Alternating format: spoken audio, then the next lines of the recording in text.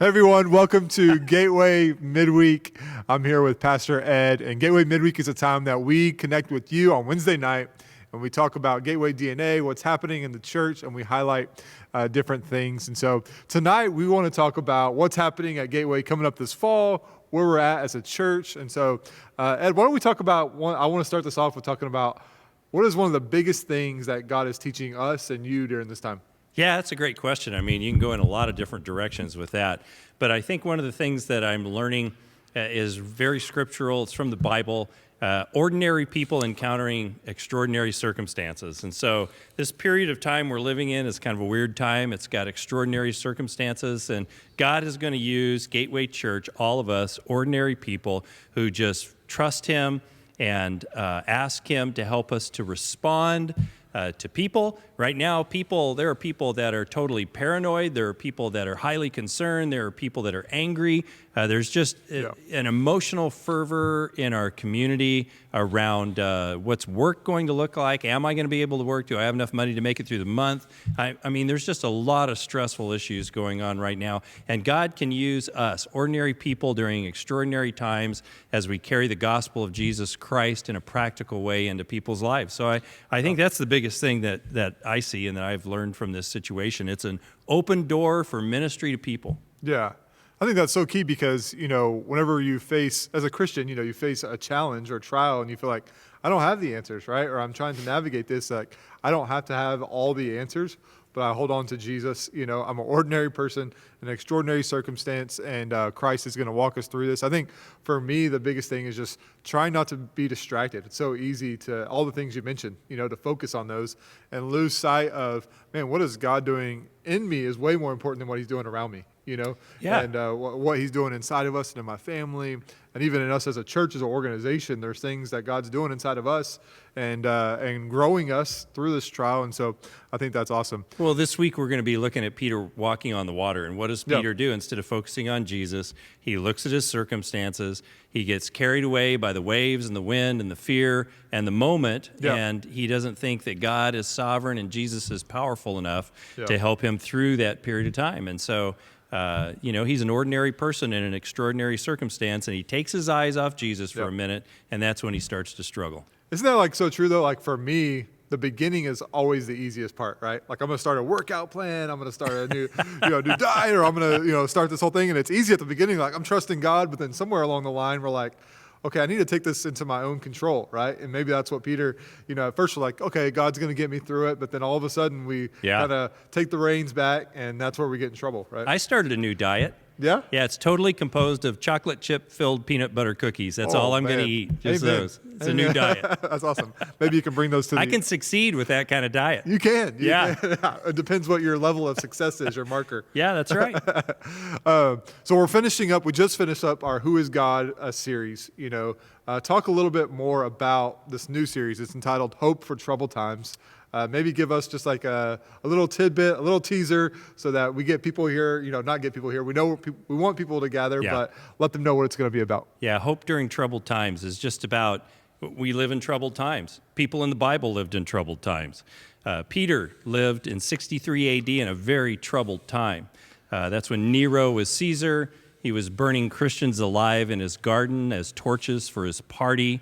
He'd cover them with tar and set them on fire. I mean, that was a troubled time. Yeah. And yet Peter says, even in the middle of that, Jesus Christ brings hope. He brings perspective, and we can trust Him through those troubled times. That's awesome. Looking forward to the new series. Looking forward to Sunday. In fact, this Sunday we're starting something new. It's called Gateway Anywhere. And so we're going to be opening our campus, or not opening our campus, we'll be doing an outdoor service. I want to say that clearly. An outdoor service in the Southwest parking lot.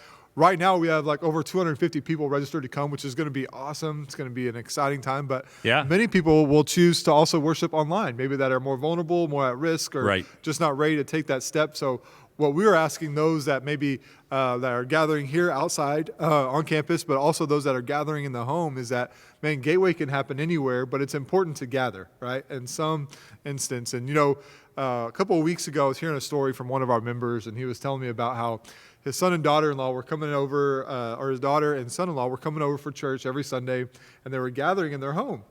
Well, then their son and daughter-in-law invited their neighbors to start gathering in their home. And this was the neighbors' first encounter with church, was in somebody's home watching your beautiful face online, your worship team. And I just thought, man. You have good taste, you know that? Yeah, exactly. Thanks.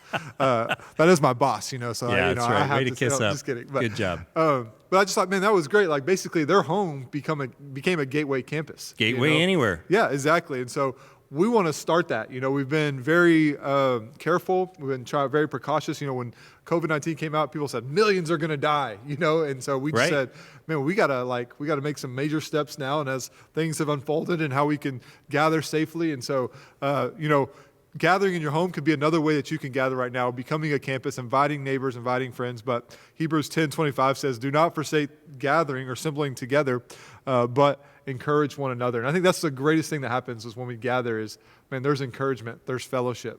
Well, and during Peter's time, 63 A.D., Nero is Caesar, and the church goes underground. Yeah. It goes in the catacombs. So they didn't stop meeting together, but they had common sense. Yes. And so if you have physical problems, if you have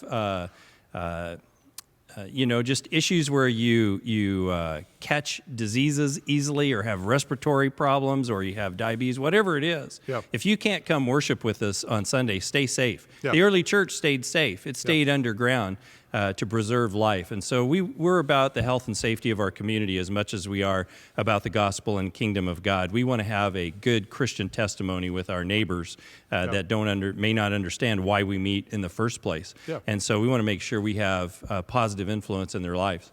So if you can't meet with us on Sunday morning, that's fine. Watch the service online at home. I can't wait to get back together because we're going to get to our most important question, and we want to be CDC compliant. We're asking people to wear masks, if you would please, just in concern and Christian love for your neighbors. Yep. And so we're going to get to our most important question, and I'm going to say, okay, let's ask the most important question, and everybody's going to go, and it's going to be awesome. That is going to be awesome. I didn't think about that. That's a good point. And you're going to say a little louder. Yeah, that's right. But no, that's great. And we want, maybe you choose to stay at home or you come to campus. You're not more spiritual than the other person. No. Right? And so it's about us using wisdom in this time. Now, we have a special thing. You and Pastor Jen Folks have been working together for this series. We're going to continue all our online programming. Our kids service, which has been a huge hit at 9:45, we're going to continue to do that. And you guys have worked together to, this curriculum will coincide, and they'll be going through 1 Peter as well, right? Yeah, so as parents listen to the sermon, kids will have things having to do with the same section of Scripture. They'll have lessons and activity pages. Pastor Jen is designing all of that, finding some great resources to use for that. And so you'll be able to have conversations with your kids and use the material from the sermon, use material from the children's lessons. I've been watching the children's service online every Sunday. Cindy and I watch that, and we just crack up. It is so good. I told her the other day, I gotta start talking to the children's people because they have all these great illustrations and great object lessons, and I need to use some of those for the sermon. But it'll give you the opportunity to have great conversations with your kids. You bet.